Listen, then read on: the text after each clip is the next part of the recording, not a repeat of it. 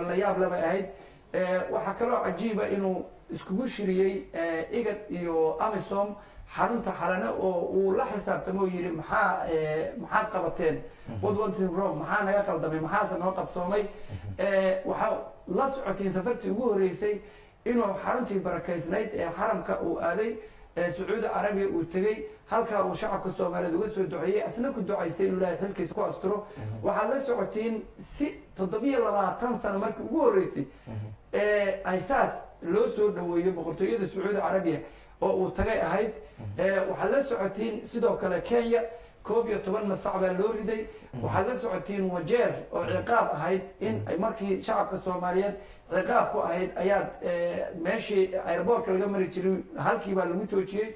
Jomo Kenyatta airport baa hadda laga degaa waxaad la socotiin in Madeira iyo beled xaawal la isku furay waxaad la socotiin in yani ma aragtay wax la koobi karo ma ahayn Turkiga sidii ay ahayd Erdogan oo saaxiibka Soomaaliyeed ugu dhow u ahaa waxaad la socotiin inuu sidii la ogaa uu soo marti qaaday waxaad la socotiin dhinaca siyaasadda in lagu tixgeliyay shirkii London ha noqotee ajenda walba anaga la tagayna halkii ma aragtay UN wax noo fulin jirtay hadda waxa weeye dawladda Soomaaliyeed ayaa wax fulinaysa ayaga wax walba implement gareynaya ayaga wax walba loo dhiibaya waxa Soomaaliya ka maqnayd sugaan marka siyaasadda caalamka laga hadlo waxa ka maqnayd wax la yiraahdo ownership lahaanshaha naga maqnaa waxay ahayd nin buka boqol u talisay arinteeda go'aan baa laga gaari jiray maanta Maxamed Cabdullaahi Farmaajo masiirka ummadda Soomaaliyeed 27 sano ka bacdi go'aan waxa ka gaartay dawladda jirta waxay noqotay in la yiraahdo naloo yeerin maayo waxa la socotaa fuleexantiisa ma moogay dadkina maamuli jiray maanta iyagoo wax walba isku dayaya in si walba naloo majaxaabinayo haddana waxa weeye waxay noqotay haybadii iyo sharaftii iyo qabkii ummadda Soomaaliyeed ayaa dib u soo noqday waxa meesha ka baxay oo jeclaan lahaa aniga hadda waad iska ogtahay diblomaasiyadda wax ka weyn baan leeyahay oo aan waliba ku faanayo aniga inta ila midkaahu oo dee anagu madax waxaan nahay hagayaasha aan dhicin hogaamiyaasha aan dhicin abwaanku waa abwaan hogaamiye aan dhicin weeye inkastoo aan anigu abwaan ahayn balse aan erayo curiyo shacabka Soomaaliyeed waxay ahayd dad loo taliyo gacanta lagu hayo wax weeye si walba loo isticmaalo markii aan tagay dhadhaab xarada dhadhaab markaan arko hooyooyinka Soomaaliyeed sida u dhibaataysan yihiin markii aan tagay oo aan qurbaha Soho iyo LA Los Angeles iyo Ohio Columbus iyo Minnesota iyo marka aan aragto gabar Soomaaliyeed oo inta dragi baratay oo tattoo halka uga yahay xabadka oo habigora cigarette kule markii aan arkay madaxdii marka ama dadkii horjoogayaasha ahaa waxa weeye inta shirarna loogu yeero road mapka dadkii wax ka dhameeyaan anigu ahaa from A to Z waxa weeye lagu dhameeyay garowan iyo garowato iyo ayaan ku jiray anoo ugu jiro oo ka qayb qaadanaya ahlu sunnah wal jamaa saxiixayaashii dadkii waxa weeye road mapkii ragii lagu bilaabana intaas oo heshiis baan galay Maxamed Cabdullaahi Farmaajo maalintii ra'iisul wasaarenimada looga ridayay Kampala hotel Mayoonyo ragii joogaan ahaa oo waxa weeye goobjooga ka ahaa shirka waa lagu yeerayaa ajenda 6 bilood laga soo shaqeeyay adiga imaanaya marka timaado waxa weeye shacabka Soomaaliyeed dadka marka indhihiyo malalaha oo shirkan muxuu yahay maxaan ku ognahay hadii la yiraahdo shir Geneva socdo Geneva shir ma hanta qabtay dadku waxay leeyihiin maxaan looga soo qayb galin waay shirar iska arrimo ayaga dhan ay iska tahay ilbuna ilbruta ilkatiimo filimkii guuda baada agli oo maaragtay kaaboygo kale dadku ay bardhiinka dhowrka bariyo la joogo iyo inuu ka soo dhex muuqdo kaamirada oo أنا وحبك ولا حتى ضميرك وكسينا you can see but you cannot say وأشيء ده لكن وحبك ما ليه كردين وحد شيء مركز جوي أنكتري رفعت كاس ودن كهل هاي أنت هراء سيدا الله ما ملايو أما ضد كي قالوا وأذي جنايو أما أي أسوق because واحد يربيعها has no choice نيك هدو بريو تما هدو ما جانا الله يهدى بقول كان يقدر ما ليه كردين شيء نكلم بسيات وكان عايزة وحنتها إن اللي ليه مركز جوي كانوا وحكاها الله يا habu dhaqankii hore iyo qaabka hadda maantayto dawladdu government marka adoo iga raaliya waxaan rabaa shacabku inay la qaybsadaan anigana opportunistan oo fursadan ma beer darayn karo maadaama aad weydiisay in qabkii iyo haybadii iyo sharaftii iyo karaamadii Soomaaliyeed ay soo noqotay iyo sidii markii hore aan ahayn ayuu gabow ka hadlayaa inta hore oo dhan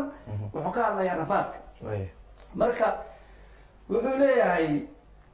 gabay baa qasqaas iyo shirqool qoorta kuu suriye xabsi qaba gabaa kugu ridiya qaadan kari waaye qaska iyo dhibkaa laga tirshaa qiil markuu harine ma qabiranto maansada dadii hokeena qaban weyday qalbigiiyo damiirkaa xukuma qaadir kuu baraye maantay qaraarta ayaan shacbiga qad ugu jeexaaye garwadeen mushaar qaadan oo qadada loo dhiibo nin shaxaad ku qaanbaxa lawaatan iyo qaabiili dalna wax ugu qaban waa baryada qaala rabin guusha qadan xumana way leedihiy quursi iyo caye qoomkii ilaah caasiyaa qayrku waa barine iluu waxaynan qaban dhegtuna maqal ku soo qaadin alle waxaan insaan qaadi karin qoorta mawgeliyey maxay qubatay ilmadaydu qoysa dhamankayga maxaa hooyo qaaliya xeryaha dumar ku qaamaysan ciil iyo qaracan iga qabto qaab dhugan waaye dibnahayga qaar cunay intaan qara qamunyooday qandho iyo xanuun lagu dhiftoon jooga qaban waaye qasaara allow nagu dhacdiya qaadan kari waaye allahayow qaxooti baa nihiyo duul la quursaday hablihii qurxoonaa kufri qada u geeyaane qasab baa carruur looga dhalay qaar masaafire qaar baa badaha lagu qubo qaar baa daraagii bartoo qaadanoo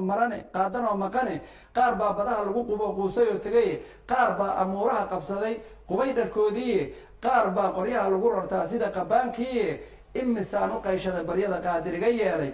hadda guusha joogta iyo qarankay bilaabanaysaa rafaadka ka bacdi imisaan u qayshada baryada qaadiriga yeelay qisadiiyo ujeedada haddaan qeexa hadalkayga haddaan qodobka meeshaan la raba qaranka taabsiiyo qarankiiyo xukuumadda la helay qunuga faalloodo qabkii wiilka Soomaaliyeed qaab soo noqoyay qabkii wiilka Soomaaliyeed qaab soo noqoyay jabhad qulub qalaysiya la dhaaf qora midkaygaane qandi buuxsigii laga baxiyay qalamsa sheerkaaga dabadhil forqaadiya dhamaa qaabka tuugsugiyo isqadarin wanaag iyo xaq baa lagu qaboobaay qubuuriyo xul baa noo kacdiya qaari iyo sheekhe quburo iyo xul baa noo kiciya qaari iyo sheekhe qalin iyo aqoon baa loo gudbiyo buug ayaa qoray qabiil xoogan baan iyo sadboob diidiya qarankeenu oday tala qaloocshiya dalaal diidiya qarankeenu wax ma qoro qabiil baana ahay diidiya qarankeenu qarxiskiyo ismiidaamintii diidiya qarankeenu qamiis beena tuug soo gashaday diidiya qarankeenu qabqabliya dagaal oogayaal diidiya qarankeenu qasab iyo isii waxaan rabana diidiya qarankeenu qalalaasihii waayo dhexe diidiya qarankeenu qurba joog akhlaaqdii qarribay diidiya qarankeenu qoyskii carruurtiisii dayacay diidiya qarankeenu nin shisheeye wax usoo qorqoro diidiya qarankeenu qiyaamada kuwii nagu wadana waa la soo qabane allahayow adaa qaadir oo qaniyaho weyne rabbow nabadu waa qaaliya qabax rasaas weyno qabiil qolo ku duuliya madruun qaxa ka waantowno qof waliba halkuu rabo dego qaata dooqiisa qarannimadii waa aan lahayn qaaba soo noqoto khilaafkii kuwii hore qarribay qaadirow magandhe qadarkii ilaahay xaq baa lagu qaboobaye ilaahu qur-aanka iyo sunnaha qaadanaa diinta qabanwaaga iyo daydaguna qunu hanuunaandhe baryadaadu quus male allow qaninku noo tooso qawiyo lixaad yeelanoon qaarada ha dhaafno qawiyo lixaad yeelanoon qaarada ha dhaafno qabkii wiilka Soomaaliyeed qaab soo noqday marka waxa kaaga wadaa marka diblomaasiyadda laga hadlayo waxaanu nahay dawlad sharaf leh ee xiriirkeeda ayada ciduna aysan u soo xirin halkii igad iyo looga loobiyay garay jiray hoteelada international dabadaha ku yaala ee siyaasadeeda qolooyinka aan rabin inaan macna ay gadi jireen maanta waxaanu leenahay qaranna matala wax la koobi karana male waa baryana sacab laguma dado civil aviation-kii la soo celiyay hawadii dibadda waxaa la socotiin waxa weeye wax walba in maaragtay aan anagu maanta ownership-ka aan yeelnay UNT inay timid dalka wax walbaba aan u jeedin dalka ka hayn isla meeshaas noo kusii jirna waxaa jiray maxaabiis Soomaaliyeed oo wadamada caalamka ay wada hadal ee dawladda xabsiyadii wadamadaasi ku soo jiray Hindiya jiray Ethiopia jiray oo saxafiyiin ay ka galeen dadka soo deynayay socialist jiray marka maxay uga dhigan tahay shacabka Soomaaliyeed in maxaabiistii ayagoo u socdaalaya ama ayagoo tahriib ah maxabsiyadaasi galay in dib loo soo celiyo wax la koobi karo male waa la socotiin dhammaantood waxaa kusoo dhaweeyey ra-iisul wasaare khayre waxyaalaha maanta ilaahay looga mahadiya ay kamid tahay khilaafkii kuwii hore qaribay qaadirow magan markaa leeyahay waxaad la socotiin dawladihii hore waa isqabqabsan jireen ra-iisul wasaaraha iyo madaxweynahaasba shaqadiisa waa laisku darsan jiray ra-iisul wasaaraha maanta shaqadiisa asagaa u madax banaan wasiir walba shaqadiisa asagaa u madax banaan waa maareeye iyo wasaarad walba asagaa u madax banaan waxaad la socotiin in uu ra-iisul wasaaruhu kusoo dhaweynayey uu waxa weeye kuwii hindiya ka yimid waalidiintu ay isku oynaysay raggii ku jiray ethoobia xabsiyada ku jiray shiishaliskuwa ku jiray wixii aada ogeydeen hadda wataan kuu sheego waa baryay sacaba laguma dadi karo waxa kaliya oon dhihi karaa shacabka soomaaliyeed marka laga hadlo arrimaha dabadda yani go-aankii ugu horeeyey oo shacabka soomaaliyeed lagu ogaado in aan ownershipkayga lasoo noqonay waad la socotiin waxa weeye go-aankii maxamed siyaad barre allah u naxariistay oo carabta ka qaato oo masar uu ku ayiday go-aankii aad la socotiin tantii ka horreysay oo waxa weeye aada ogaateen oo halka dhinac inta la raacay ceeraan lagu gooyey ceeraan oo dhan aan waxa weeye aan ku weyno unnecessary cadow lagu kasbaday waad la socotiin dawladdan maanta joogta maxamed cabdullaahi farmaajo iyo khayre waxay ka qaateen go-aan masirio caalamkuna ugu hambaliyeeyey waxay dhaheen walaalaheen faaslixuu bayna akhawaykum waxaan samayn karnaa kaliya inaanu islaax iyo wanaag aan ku dhex galno bale ma noqon karno dad la haysto bal fiiri marka man sharafa nafsu qofka hadduu naftiisa asagu uu sharfo wuxuu helayaa ilaahay agtiisa wuxuu ka helayaa karaamo waad la socotiin iyada oo la qaatay go-aankaas ayaa 50 milyan waxaa soo dhiibay dawladda sacuudi carabiya si loo soo waday madaxweynuhu waxa weeye ra-iisul wasaaraha ayaa lagu wareejiyey ra-iisul wasaarahuna bankiga dhuxuu ayuu ku wareejiyey marka xaqiiqooyinka arrimahaasi ma hayno laakiin waxay ahaayeen in dawladdu ay dhexdhexaad ka noqotay absolutely haddaanad hayn annaga kuwa warbaahintu la hadlay ra-iisul wasaaruhu waana lagu wareejiyey transparency bay ahayd wax kalsoona maahayn waxyaalaha kaliya dawladda maanta xukuumadda jirto oo xasan cali khayriya maxamed cabdullaahi farmaajo lagu faafinaya 50 milyan waxa weeye 200 milyan waxaa imaaraatigu sidoo kale ayay sameeyeen qatar sidoo kale waxaa noogu dararay oo rabbi subxaanahu watacaala nagu guuleeyo dhexdhexaadkii in aan ku helno karaamo iyo sharaf iyo hanti ka badan yani wixii aan fulaynay haddaan maanta labada dhinac haddaan raaci lahayn ayaanu ku helnay marka waa wax lagu faano go-aan masiiriyo ahaa go-aan sharaf labu ahaa go-aan wax la koobi kara ma ahayn arrimaha gudaha markii aan usoo laabano dib u heshiisiinta dawladda maxaa ugu hirgalay wax la koobi kara ma aha markii aad ogaatiin madaxweynuhu tallaabadii ugu horreeyey uu qaado waxay ahayd amniga waad la socotiin amisom buu kula xisaabtamay oo yidhi haddii yani wiilka mar haddii intaasoo dhaqaale intaa la eg ciidamadii ay ku qaadanayaan ayna joogaan dhowr iyo 10 sano ciidamadii amisomta yani ma awoodi karno yidhi inaad iska sii joogtaan raggiina ay halkan joogaan lama koobi karo yani dadaalka uu galay waad la socotiin walaalaha turkishka asagoo u kaalmaysanaya xaruntii ugu weynooda africa ayaana looga dhigsay muqdisho ay ka dhiseen waad la socotiin inta oo yani maaragtay tababarada iyo inta usoo dhamaatay maantay oo arbaca ahayd dib baa loo dhigay waxa tababar ugu dhammaanayay ciidamadii madaxtooyada ayay ahayd in daafur loo sameeyo shirka amnigoo jira awgeed iyo u dib dhacay waxa weeye ciidankii ayaa la dhisay waxaad la socotaa amniga maanta ka socday amniga gadaalaan marsado arrimaha dib u heshiisiinta iyo in dadka soomaaliyeed isdhexgalkii bulshada dib loo soo celiyo lana faafiyo fahamka nidaamka dawladnimada wadankao dhan la gaarsiiyo maxaa arrimahaas dawladda uga hirgalay wax la koobi kara ma ahayn safar aan hadda ku faraxsanahay inaan kamid ahay oo aan socday baa kamid ahaa sidaad la socoto 7 sano ma jirin madaxweyne dhulka inta maray waxa weeye goboladii ugu waaweynaa Soomaaliya sida waxa weeye galmudug iyo Puntland iyo kala ku soo maray waxay ahayd waqtigii ugu dambeysay 75 maxamed siyaad barre markii uu ku soo mariyay gobolada Soomaaliya oo dhan oo socdaalka uu ku soo mariyay lala yaabay oo la ogaaday abaartii bay ahayd marka nin kamida gudoomiyaashii gobolada uu markii uu mariyay ma raba inaan sheego magaciisa iyo degmadii midna ayaa wuxuu yidhi see ku dhacday in abaartii dabardheerna hadda laga soo baxay oo weli lagu jiro 500 oo waqtiguna ay kula socdaan maxamed siyaad barre la weydiiyey ayuu weydiiyey nin kamid oo markaa marti gelinayay socdaalkii safartii dadkii madaxweynaha la socday maxamed siyaad barre wuxuu yidhi waxaad ogtihiin buu yidhi 500 qof oo ila socota waa labeentii dadka waa dadka indhihiisii saddex intaas oo waxyaalood baa safartaan u taraysaa kow dawladdii inuu wax ka leeyahay madaxweynihiisii la socdo dadkiisii soo arkayo ummadda uu talo ku leeyahay laba baahidii dadka inuu arkayo saddex dhulka aan haysano inay arkaan oo yacni indhuhu u furmaan oo bal qofkani hantidan wuxuu raadinayay wuxuu haysto uu ogaado marka in aan wuxuu yidhi nin waxgal ah intaan ka tegi lahaa oo safarta ila wadaagi lahaa asagana wax ku bari lahaa asagana wax looga faa'iidaysan lahaa wadada igu qaadi lahaa waxa ugu fiican buu yidhi in aan waxa weeye aan qarash geliyo oo aan wato xaqiiqatan safartii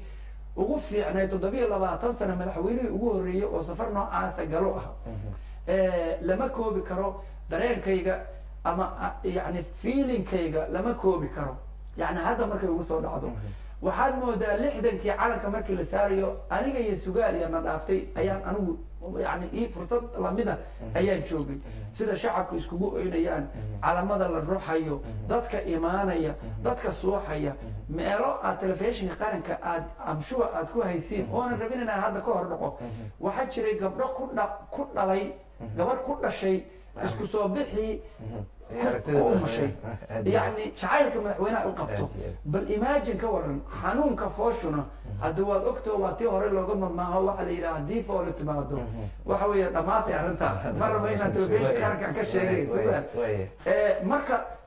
xanuunkaas oo dhan waxay ku ilowday imaatinka madaxweynaha waxa cajiib ahaa oo safartaas uu lahaa wuxuu ahaa horta socdaalkii nabadaynta waxaad la socotay insha allah maahina daraad guddigii kolleyba intaan ogahay dib u heshiisiinta gobolada dhexe ee xeraale iyo ahlu sunna waljamaaca dhuusamareeb iyo walaalaha cabudwaaq iyo ayaa guddigiisii la qabtay tii gaalkacyo yani taas daraad tii koreysaa guddi uu tarsan ku jiro loo magacaabo gudoomiyahaygii hore ee maxamuud axmed nuur tarsan gudoomiyaha gobolka banaadir يعني وان اوغاتا ان لا قبتay laakiin tan gaalkacyo waan u imaan doonaa wuxuu ahaa socdaal inaba aan caadi ahayn saddex maadaan uu ku bartay abi shakhsiyan awliya ahaan waxaan ku bartay shacabka Soomaaliyeed in ay isjecel yihiin ee ay israbaan ee la kala hayo siyaasiyiinta ay ku adeegsadaan waxa weeye gumaystaha ilmo qabatada ee rabin Soomaaliya inay isqaadato ee kala jaray ay shanta u qaybiyay ay maamulayaan ee raggii wax garanayay sugaal ay hore u yiraahdeen Allah iyo Frenchku muxuu nacas fariiday inay kala hayaan shacabka in la kala hayo qof walba uu ku imaanaya walaal madaxweynaha la socotaan maqalay waftiga madaxweynaha ka mid tahay war waxaan idin ku codsanaynaa dalkani waad u jeediin maanta madaxweyne oo daacadaanu helnay waxaanu helnay madaxna noo imaanaysa madaxna soo dhaxgalaysa madax maamulkii baahinaysa walaalayaal federaal ma rabno maamul goboleed ma rabno waxaan rabnaa Soomaali kubra great Soomaaliya Soomaalidii horaanu rabnaa walaalayaal war naga qabta kuwaan war waxaan naga qabta marka aniga hees baan ka sameeyay awoodtiya oo la yiraahdo Soomaali kala jara sida iyo dhibaatiyo sababada u dhimo oo ifka samaha kaga tagin aakhira cadaab salan samhariira lagu geey waa wada fanaaniintan waanu dhiibaya inkastoo dawr la xamiistay iga diidan oo dheer baashaan waa gabay awoodtina ma anagu ma la xamayn karno laakiin anigu waxaan rabaa in dadka shucuurtiisa abwaan ma aha hadduusan dareenka shacabka ka hadlin haddii uusan inta aan la dhihi karin abwaan xumaha diidiya waa yeelku ducadiya in dardaaran dhaxalgala shacabka ugu deeqaa dadku ay ka sugayaan qadadoonka liitiya damanuhu intuu karin damiirka ay faraya aniguna digniin culus aanu dira dadweynaha waa in aad shacabka dareenkiisa ka hadli kartaa inta aan la dhihi karin gabaygii hore oo hadda aan tirinayo kale ay ku jirtay ma qabilanta maansada dadyo kana qaban weyday qalbiga damiirka xukuma qaadir ku baray maadaama aan shacbiga anigu codkoodii ahay the voice of the voiceless ayaan waxa weeye heeska u sameeyay waxaan ka bartay inaan shacabka Soomaaliyeed 60kii si ka badan isku jeceliin laakiin in la kala hayo xuduud loo dhigayo mar 4.5 la geenayo mar federalism la geenayo mar waxa weeye la loo keenay maalinba waxay ku qaybsan karaan in loo keenayo marka taas kooba ee tan labaad waxay ahayd waxaan ku bartay leadershipka Maxamed Cabdullaahi Farmaajo ayaan hogaamiyanimadiisa hogaamiyenimadiisa in fact waxaa jira gabay yani ma raba inaan dad gabayga ku badiyo laakiin gabay aan horey u tiriyey oo waxaa jirta 12 markuu madaxweynaha uu waayey ra-iisul wasaaraha aan ugu kaambeyn garaynayay eraya waxaa ku jiray magacii rasuulku wataa maxamed keeni calayhi salaatu wasalaam waa geesi muuqday haliyey lagu maqsooda ma yaqaan dagaal iyo khilaaf madax la caaya mudaciya waxaa lagu yaqaan hadal macaan badan mana jiro mataakiis dunida mana jiro mataakiis dunida maanta joognaaye miyi iyo magaalada asaan maanta wadanaaye magaco ilaahay dartiis mudana noo hili maqalkiiyo dareenkay ummadu mahad ku gaartaaye maya iyo gabay waxay ahayd aan loobi uga sameynayay madaxweynihii markaa jiray oo lahaa ra-iisul wasaare ugu magacaabo maadaama uu waayey madaxweynenimadii waxa weeye anigu waxaan ku aqaana muddo tawaaduc bright and professional oo nin aada u qabo laakiin kuma ogeyn leadershipnimo go-aan qaadasho adaga markaan kuleeyahay sugaal waxaa kamid ah anigu markaan tegayey oon wafdiga raacayay rag oppositiona aan ku arkay xaqiiqatan haddee biayi xuma madaxweynahayga anigu ma dhihi karo maxaa waxaa loo sameeyey maxaa loo waxeeyey oo dee caqliba ma aha ama qofka fikirka waad ku khilaafi kartaayo meel baad ka istaagaysaa ama waad ku xushmaynaysaayo waxa weeye ixtiraamka waxaad siinaysaa madaxweynenimo iyo midii xataa diiniga ahayd oo waadiicullah waadiicu rasuula walul amri minkum ahayd oo dee waa madaxdaadii waxaa jiray rag oppositiona oo yani kasoo horjeeday markaa dawladda caqabadna ku ahaa oo waftiga nala socday niyadayda wax badan baan isweydiiyo waxaan is lahaa siday ku dhacday oo raggaan ay ku gelayaan nabadaynta xaqiiqatan waxay ahayd tallaabo aada iyo aada u fiican wuxuu muujiyey inaan la kala lahayn waxaan in la wada leeyahay raggii markaas aan maanka ku hayay oo markaa dawladda afkaarteeda kasoo horjeedana markii ayagana la xushmeeyey ayay iyaguna dadaal raganimo karooniya oo dadnimo ah iyo xilkasnimo ay sameeyeen waxa weeye dadkii bay nabadeeyeen waa cajiib yani waxa cajiib ah in waa hoodaale maxamed cabdullaahi farmaajo mana iska lihi gaalkacyo waad la socotiin way kala xirnayd markuu tegay maxamed cabdullaahi farmaajo way isku furantay waxaad la socotiin in shacabkii labada dhinac ba iskaga yimaadeen magaalada cadaado khilaaf baa ka jiray isla markiiba khilaafkii waa la xaliyey waxa weeye dhuusamareeb galmudug iyo ahlusunna waljamaaca waa kala taagnaayeen labadii dawladood oo dawladii ka horeysay maxamed cabdullaahi farmaajo waa loo xalwaayey international community waa u xalwaayeen xaaf iyo sheekh maxamed shaakir waa tii la isku keenay waxa kasii darayd waxa weeye ahlu sunna iyo xeraale waa taad ogeydoon oo lagu dagaalamo dagaalka baan uu ka dhacay sheekh maxamed shaakir iyo xaaf oo meesha jooga iyo wafdiga kamida ayaa tegay waxay noqotay waxa weeye caawud wax buu tegay sheekh maxamed shaakir waxa weeye waxay noqotay qarannimo maxamed cabdullaahi farmaajo bisad iyo jiil buu hal jeeg iskula riday leadershipkana inta laga rabaa waa intaa safiirka iran u dhashay dalka iran ee loo diray america ood ogtahay challenge-ga ama waxa ka dhexeeya ee 40 sano cunaqabataynta lagu hayay waa inuu yaqaanaa si ula dhaqmo waxa kale oo taa kasii daraaday waxa weeye oon ku bartay safartaas markii yani waxay ahayd waxaan la koobi karin xalaalo markii ugu horeysay madaxweyne uu tago oo nuga madaxweynaha aad uga hambaliyeynayo oo kuwa siyaasiyiina oo markaa siyaasadda kasoo horjeeda ay dhaheen lama tegi karo xaalamo ay sameeyeen oo colaado ay ka jireen oo madaxweynaha si walba loo cabsiyey halkaan baa wada jooga halkaan jooga halkaan go-aan geesinimo madaxweynuhu ka qaatay halkaasuu inta tagu yidhi I am the يعني waxyaalaha cajiibka la yaab kale bay ahayd halkiibuu balanbal tegey halkiibuu xeraa la tegey xuduuddaa la tegey xuduuddii baa la tegey halkiibaa lagu socday xaqiiqatan wax la koobi karo sugaalow emotionally markaad aragto soo dhaweynihii quruxda badnaa iyo dadku siday isku rabaan raysano bogsano ruba la iska jaray iyo qabiil la isku raadsado alla nooga raaye waa ta israacdo la ruuxaaya calamada qof aan qofka kale ka darayn ee aan qiiraysnayn lama arag qodobka kale oo kusoo bartay marka oo saddexaad maxamed cabdullaahi farmaajo yani waa qiso mudan dadku badanaa waxay sheegaan sugaal inta dhacdada xun laakiin dhacdada fiican lama sheego waxaan halkaan uga hambaliyeynayaa oo aan kusoo bartay anigu maadaama aan gabayga saa ugu sheegay 2012 macaanka maxamed cabdullaahi farmaajo waxaan soo bartay adeeradiis oo caabada ku nool aniga oo gurigii madaxweynuhu markaa lagu dejiyey jooga ayaa naloo yimid waxaa la yidhi madaxweynaha iyo laba nin oo adeeradiisa oo madaxweynaha aabihiis la dhalatay ayaa jooga aniga waxaa naloo yimid Siciid Kambala naloo yimid Siciid Kambala marka wuu joogay asaga protocolkii ahaa halkii baanu naloogu yimid oo waxaan isiri bal waa intaasoo lagu soo gelayay wixii baan xoogaa yar baan xaqiiqa raadiyey mise waa madaxweynaha adeeradiis ku yani la dhashay aabihiis waxay dhaheen intay yimaadeen adeeryaal anagu madaxweynaha la dhalanay halkaan degannahay haddii wakti naloo hayana waan imaanaynaa haddii kalena waan iska noqonaynaa waan yani Siciid oo markaa Maxamuud Geele Yuusuf oo kale u noqday oo aad xukunka ugu adadkaa baa yidhi famiilka madaxweynaha berito ayaanu u taxgelinaynaa beritaas oo noqdeen ma jirtaan halkii baanu aniga iyo isaga koox protocolka joogay rag kale odayaala waxaan ku yidhi wanaaga dhiiri gala adeer waxay awoodaan hal telefoon inay usoo diraan waxay awoodaan iska daa bal madaxweynaha adeerkiisa waxa weeye ninkii madaxweynaha isku dhow yihiin ayaa madaxweynayaashii hore laga yaabaa in la dharbaaxi jiray marka halkaa waxay iiga soo baxday laba shay oo aada muhiima shacabkana Soomaaliyeedna ay rabaan ay mudan tahay inay ogaadaan number 1 horta wanaaga Maxamed Cabdullaahi Farmaajo inay tahay charity begin at home wax guriga ka soo bilowday ama markaan hooyadiis bartay aabihiis dawaad ogto wuxuu ku cunaa xabsi daayin aswa ishii ku jira talyaanigii baa xiray adeeradii markaan haddeer arkay yani tawaaduca iyo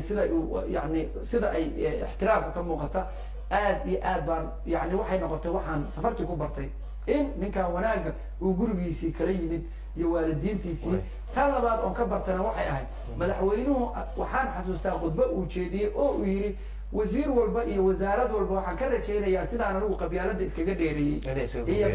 beelnimada inay iskaga fogeeyaan marka waad dareemaysaa adeerkii aabihii la dhashay oo soo maraya protocolkii waxaan leeyahay adeeryaalna waxaan leeyahay hambalyo shacabka Soomaaliyeedna waxaan leeyahay waxaa hesheen nasiib baa leedihiin maanta inta madaxweyne ummadda u dhaxeeyo oo sulkii labada garab ah oo iskaba dhaafbal qabiil iyo jufa niice adeeradiis iyo asagoo aysan iska warhayn baa hesheena waxa weeye u tacgelinayna xagga arrimaha la xiriira ganacsiga iyo kaabayaasha dhaqaalaha dawladda inay kor u qaado maxay guulaha ka gaartay waxaan wada ognahay intuu socdaalayay in uu horumarinayo mashaariicyo horumarineed inuu dhagax dhigayo elbooro dekado wadooyin isku xiraya meel istiraatiiji ah muhiim ah iyo gobollo maxaa arrimahaas dawladda ugu hirgalay sidaad ula socotiinba safartu waxay ahayd dib u heshiisiin iyo dhisme maalgelin dhaqaale gelin dib u heshiisiintii waataan idiin sheego guddiyadeedii madaxweynuhu markuu inta gacmaha isku saaro qolo walba gooni u arko magaalo walba uu tegey weligiis aan madaxweyne tegin sida balambal iyo balambal iyo waxa weeye caabuda iyo xeraale iyo weligeed madaxweyne ma tegin markii ugu horreysay oo noloshooda cagta dhigay ahayd marka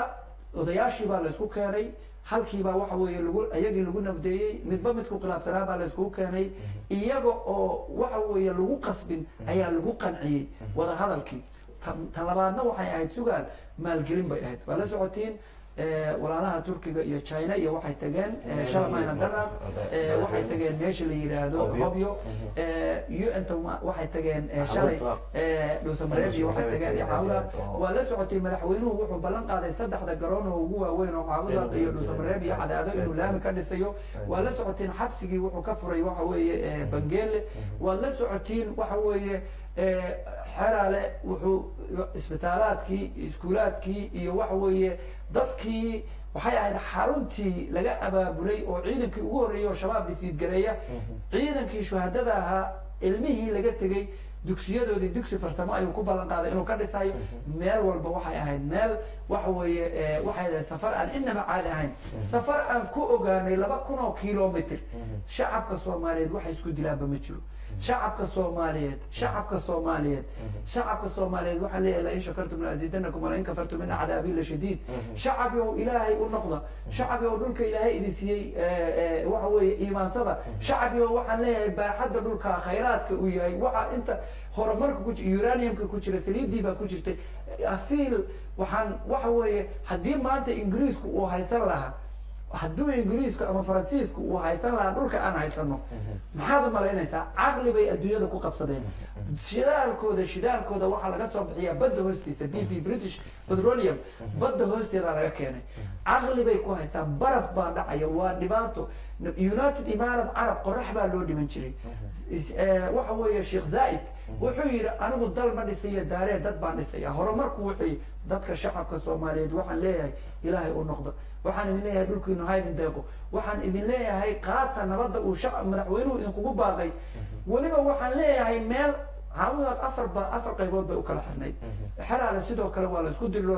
ولا كلا تجي وحوي ولا كلا مقنع وحن كلية هاي نسمرات سيدو كلا جرعال سيدو كلا قال كعيا والد أختي وحي كنا عيو هسي سبب بالسكوت صاروا أتاد ويدور وحي لو كنا عادي وروحن إذن ليه هاي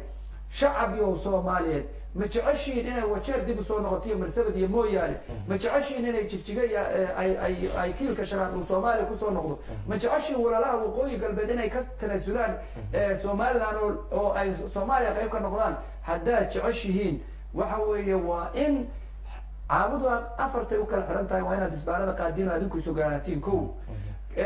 حلا لو إنا وحوي يبغوا سوقلادان ولا لها قبل هذا الدحى وحن باقيا وحد يعني ولياب وحد أركيسها سجال ويل قرب وطه دي حبة كنا على حتى أني كيمان رفاق وكسوجيان ضدك سواح كله ليهين يعني حبس كركفر مد وتكرك ماله all against all دول كأي هاستوى يابسة يا من بهذا دقال كده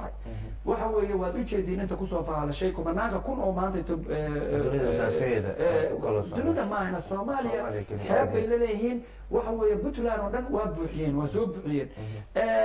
خلافات وحوي مركها تكتب مقالات كدحدودا برايد أفكار لما دورة وحوي دولك وحكبوها دولدان أن درس كناهي أو أفكي لغنكي قبائلات كي برطي والمياه نان حساب تمين والمياه نان عقل قلنا شقينين ما أنت الدولات في عم بعض الشيء مدحوينه هشيس كاس ولا ليالو إذا كوب باقي كعمها كوقبته الدولة قرب النقطة شعب دولة الآن ما تشيل كر الدولة شعب الآن ما تشيل كرتوا عن الدنيا هاي إسقبصنا أو إسنستا أو وحوي إسلوغن كمان تا نبت ينولل وحوي محمد عبد الله فرماجو وحي دعوات دعين هذه محاول دعين اللي وين بدعده دعده حلا ده كنو ضياي قلبي هذا ضياي قلبي هذا ضياي ولا ليالو وحوي ولا لك أو عكسي وحوي دت يدين الدنيا بواقوه بركونه لكن ولا لك نين دلي نين لو دلان داود لينين نين دلي نين لو دلان داود كل ما نينا marka waxaan idin leeyahay walaalayaal fursada dahabiyada oo maanta oo Maxamed Cabdullaahi Farmaajo uu noo keenay gobolada dhexe hadaan aanu qaadano saytaay qaadano dawladda aan ku garan galno mashaariicdan aan ka faa'iideysano abwaana isqa qabsiye siyaasadeed iyo waxa looga bartay Soomaaliya hogaamiyadeeda iyo xukuumadihii wadanka soo maray maxaa ayada goolaha laga gaaro maanta dadka Soomaaliyeed aan la wadaagi karnaa oo la taaban karaa waxaan la wadaagi karnaa shacabka Soomaaliyeed waxaad ku faantiin baad haysatiin waxaad u jeedin Maxamed Cabdullaahi Farmaajo iyo ra'iisul wasaare Khayre maalin isma qaban waa saaxiibo isku dhow golaha wasiirada iyo ra'iisul wasaare Khayre isma qaban waxa weeye waad u jeedin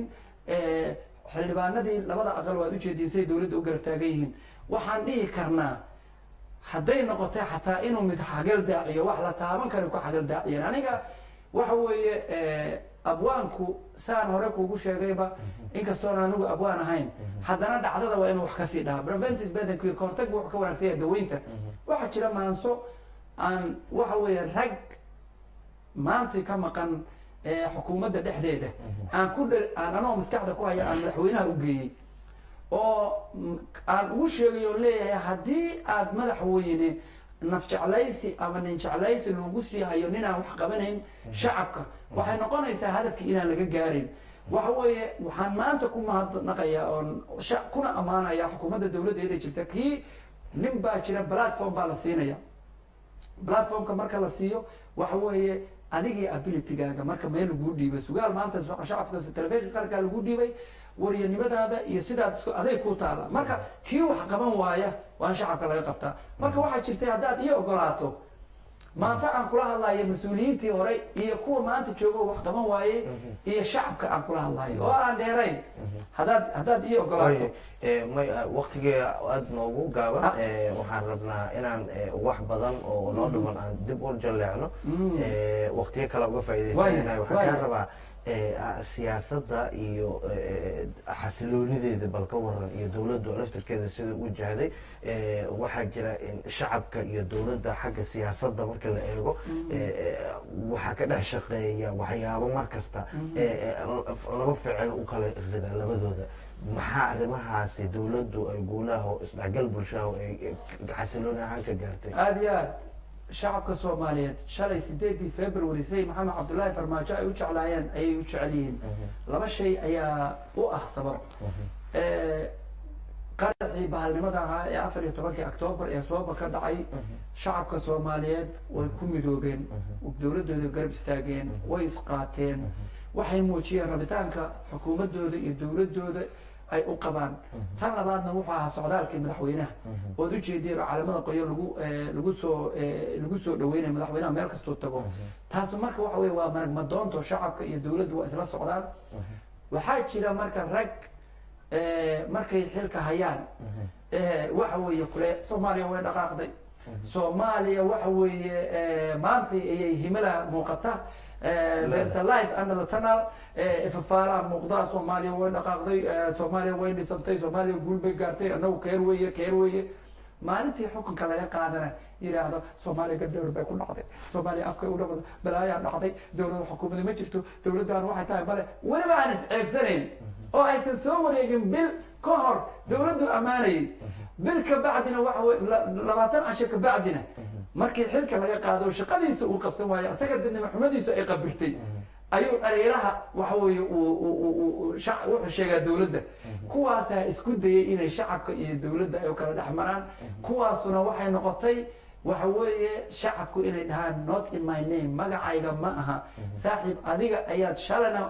dadkan uu qabiilka u hadlayo waxba uma usarayn ee asagaa gaari mukayfa iyo guri qurxoon ku jiray maskiinka dabadda jooga oo maanta uu rabo kabanka qabiilka inuu u garaacana waxba uma usarayn ee asagaa waxa weeye ilmihiisana scholarship dabadda u dirsanayay iyagana waxa weeye qoriga u dhiibahayay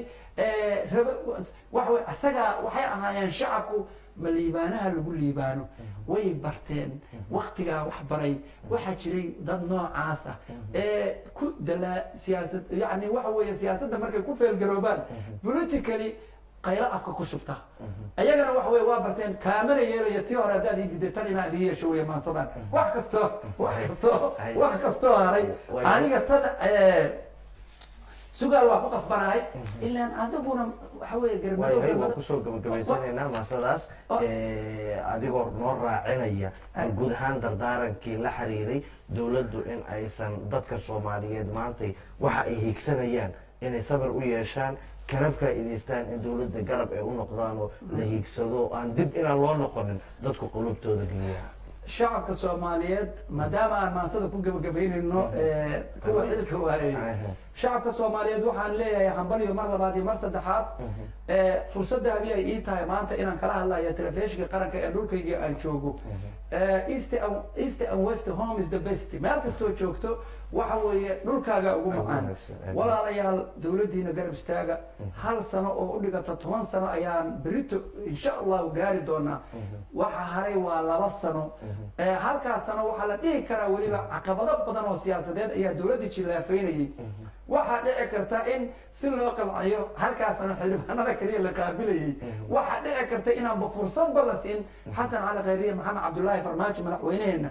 walaalayaal intay qabteen waad aragteen waxaan idin leeyahay shacabka soomaaliyeedow dawladdiina garab istaaga waxaan idin leeyahay shacabka soomaaliyeedow 2 sana hartay halka sanoo dambe campaign iyo kala orod buu ku jiraa 2daas sano oo weliba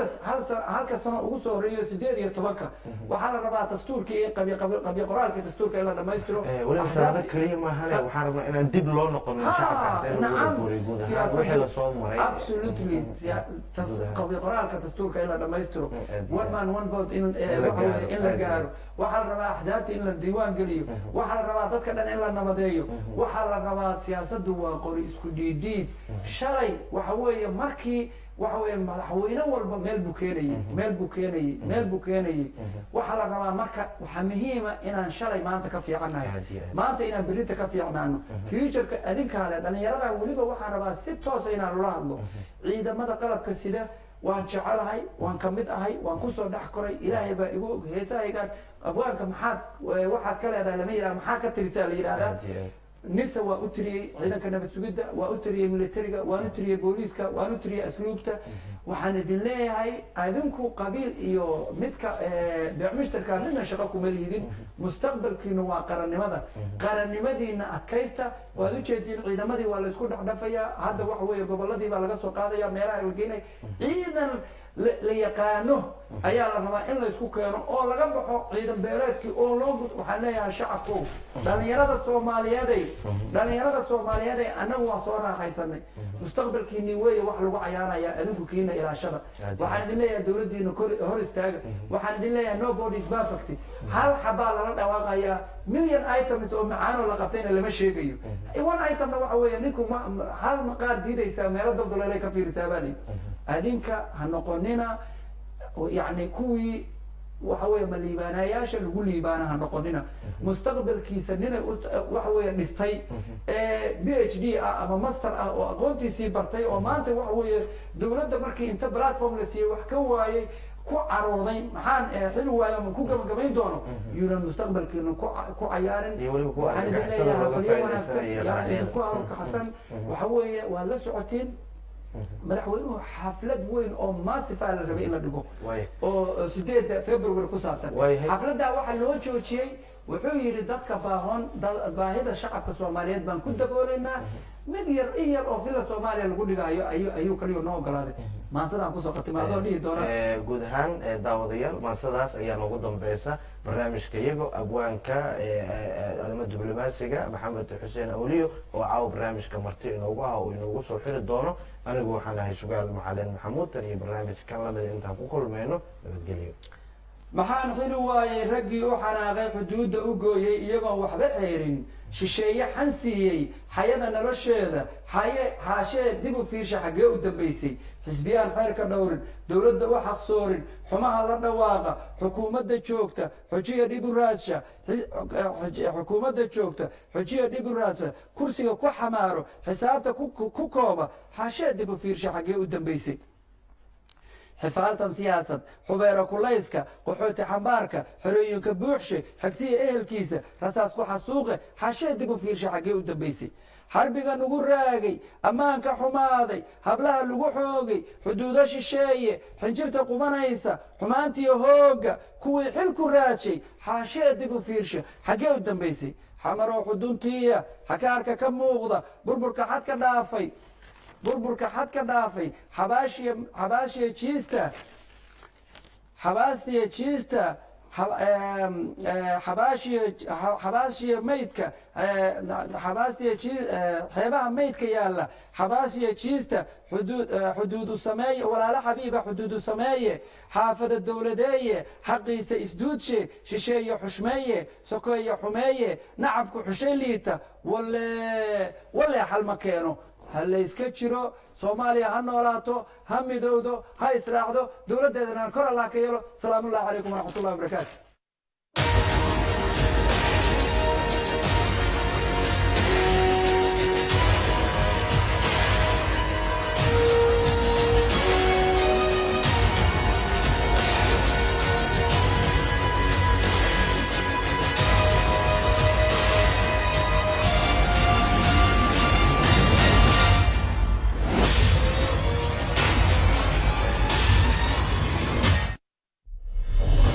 sanadkii tegey maanta oo kale Soomaaliya waxay u ahayd maalin farxad badan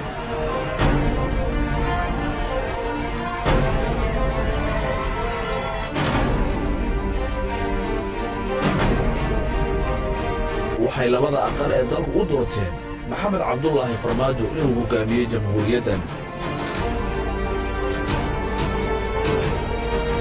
saaxiibadeena dunidu waxay garwaaqsadeen waaga cusub ee u horreeyay Soomaaliya